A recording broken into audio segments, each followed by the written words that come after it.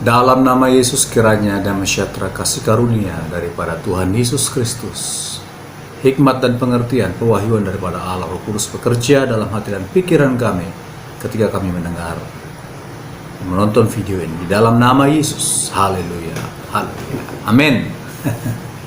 Shalom Bapak Ibu Saudara yang terkasih dalam nama Tuhan Yesus Kristus ya.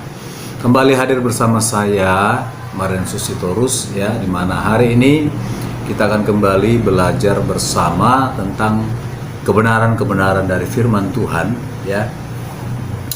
Khususnya hari ini kita masih akan membahas lanjutan dari kitab Roma, dan hari ini tepatnya kita akan belajar dari kitab Roma 14. Hal-hal apa saja yang kita bisa pelajari dari ayat ini ya. Kita akan baca ayat demi ayat ya, sehingga boleh semakin kita bertumbuh dalam Tuhan. Yang pertama dikatakan, judul perikopnya adalah jangan menghakimi saudaramu. Dikatakan di sini ayat 1, terimalah orang yang lemah imannya tanpa mempercakapkan pendapatnya. Ya, jadi maksudnya di sini adalah kita jangan mempercakapkan kelemahan-kelemahan daripada saudara-saudara kita, ya, sahabat-sahabat kita yang lemah ya. Dikatakan di sini ayat 2, yang seorang yakin bahwa ia boleh makan segala jenis makanan, tetapi orang yang lemah imannya hanya makan sayur-sayuran saja. Siapa yang makan janganlah menghina orang yang tidak makan, dan siapa yang tidak makan janganlah menghakimi orang yang makan, sebab Allah tidak menerima orang itu. Jadi dari firman Tuhan ini kita diajari Bapak Ibu bahwasanya ya, jangan sampai kita mempercakapkan kelemahan daripada saudara-saudara kita, kekurangan daripada saudara-saudara kita ya. Orang yang lain mungkin beranggapan makanan ini tidak boleh, makanan itu tidak boleh ya. Ya itu ya sah-sah saja ya. Artinya ya jangan kita menjadi jangan kita merasa bahwa kita ini lebih baik daripada dia. Nggak boleh seperti itu ya. Dikatakan juga di sini bahwasanya ya, ayat 4 dikatakan, siapakah kamu sehingga kamu menghakimi hamba orang lain? Entahkah ia berdiri, entahkah ia jatuh, itu adalah urusan Tuhannya sendiri, tetapi ia akan tetap berdiri karena Tuhan berkuasa menjaga dia terus berdiri. Jadi di sini kita dinasihatkan, kita diingatkan, jangan kita mempercakapkan dia ya.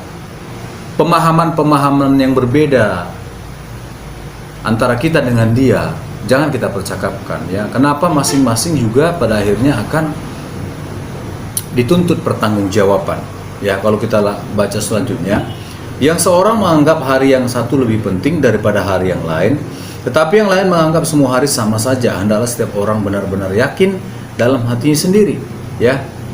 Siapa yang berpegang pada suatu hari yang tertentu, ia melakukan untuk Tuhan, dan siapa makan, ia melakukannya untuk Tuhan, sebab ia mengucap syukur kepada Allah. Dan siapa tidak makan, ia melakukannya untuk Tuhan, dan ia juga mengucap syukur kepada Allah.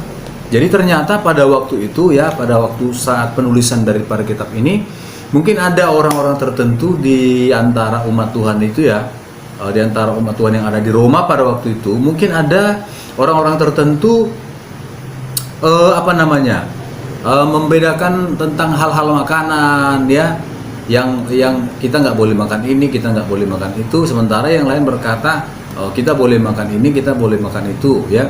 Yang kedua juga dikatakan di sini ada hari-hari tertentu yang mungkin pada waktu itu hari-hari tertentu mereka hormati, hari-hari tertentu mereka tidak hormati, kurang dihormati maksud saya ya.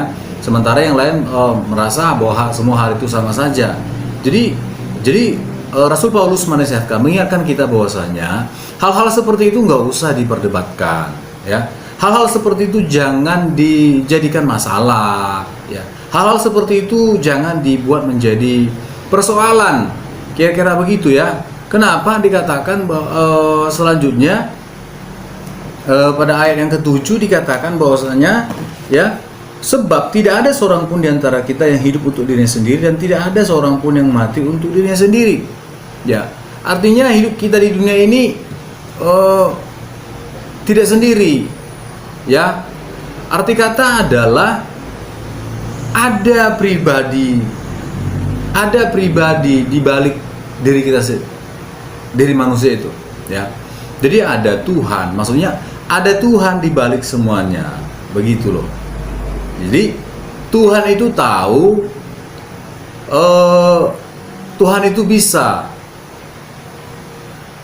memahami dan mengerti keadaan dan situasi umat itu, ya, orang lain, kira-kira begitu, ya. Ayat 8 dikatakan bahwasanya ayat 7 ayat 8 sebab jika kita hidup untuk Tuhan, dan jika kita mati untuk Tuhan. Jadi baik hidup atau mati kita adalah milik Tuhan. Ya, jadi kita tidak hidup untuk diri sendiri. Nah, pada akhirnya kita akan pada akhirnya kita akan mempertanggungjawabkan hidup kita kepada Tuhan. Jadi kita tidak mempertanggungjawabkan diri kepada orang lain, begitu. Itu sebabnya tadi dikatakan pada ayat 4, ya, siapakah kamu, ya, sehingga kamu menghakimi hamba orang lain. Nah, kenapa? Jadi artinya adalah bahwa orang itu adalah hambanya Tuhan, gitu. Maksudnya orang lain itu adalah anak Tuhan. Saya anak Tuhan, saudara anak Tuhan, tetangga kita anak Tuhan, teman-teman kita satu gereja anak Tuhan, ya. Dia punya Tuhan. Jadi Tuhannya itu ya adalah Tuhan, maksudnya. Jadi dia pun akan mempertanggungjawabkan hidupnya kepada Tuhan. Kita juga akan mempertanggungjawabkan hidup kita kepada Tuhan. Ya, itu sebabnya di sini dikatakan supaya kita itu tidak mempercakapkan kelemahan-kelemahan saudara kita tentang pemahaman-pemahaman yang berbeda-beda. Ya, jadi kalau hari-hari ini mungkin ada banyak di antara kita yang masih membeda-bedakan pemahaman, mempercakapkan iman orang, mempercakapkan keadaan orang lain, kelemahan orang lain, ya.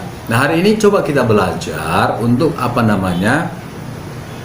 untuk kita mendoakan, memberkati saja, ya. Ya. Jadi itu yang dia paham. Tetapi di sini adalah, kalau saya pahami di sini, ini bukan masalah dosa. Ya, kalau saya pelajari di sini, ini bukan tentang dosa.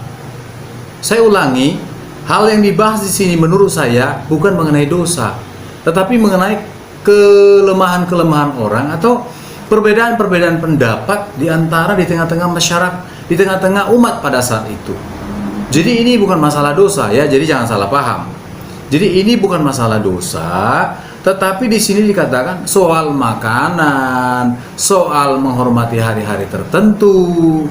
Ya, jadi intinya adalah bahwasanya kita diajari untuk menghormati orang lain.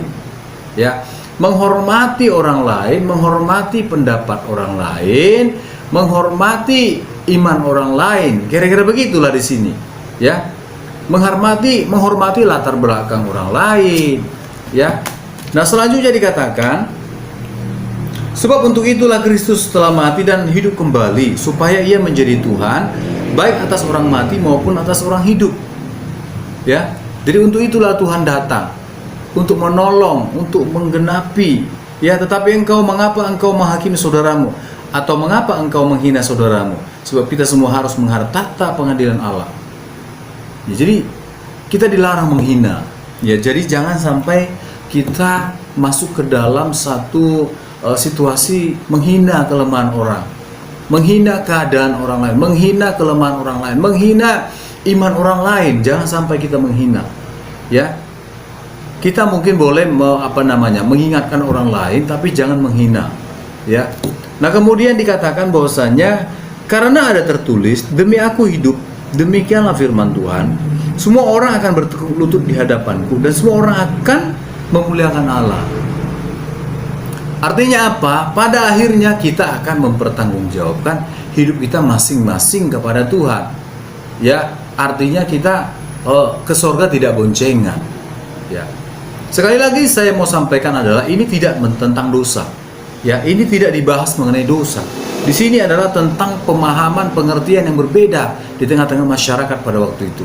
Ya, jadi saudaraku, ada orang berpikir bahwasanya ada yang beredar seperti ini. Kalau orang berbuat dosa nggak usah diurusi, itu urusan dia. Ya, kalau menurut saya itu nggak benar juga. Kalau kita sudah tahu sahabat teman kita jatuh dalam dosa, hidup dalam dosa, ya sebagai sahabat kita mengasihi, ya tentunya kita menegur dia. Tetapi yang dimaksud di sini adalah tentang pemahaman soal makanan, minuman, soal hari-hari. Yang satu menghormati hari ini, yang satu menghormati hari ini. Ya, jadi kita nggak boleh mencibir. Ya, pengertian pemahaman orang lain tentang hari dan makanan nggak usah kita cibir. Ya, biasa aja, ya diberkati saja, enjoy aja, nikmati aja. Ya, nikmati aja apa yang kita ketahui, begitu.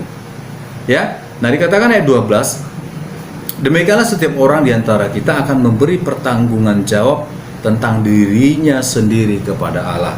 Jadi kalau menurut saya ya di sini yang perlu adalah ya kita menghormati pendapat orang lain, ya kita menghormati iman orang lain. Ya selanjutnya adalah bahwasanya kita kita jangan mempercakapkan, dengan kata lain menertawakan, bisa jangan menertawakan kelemahan orang lain.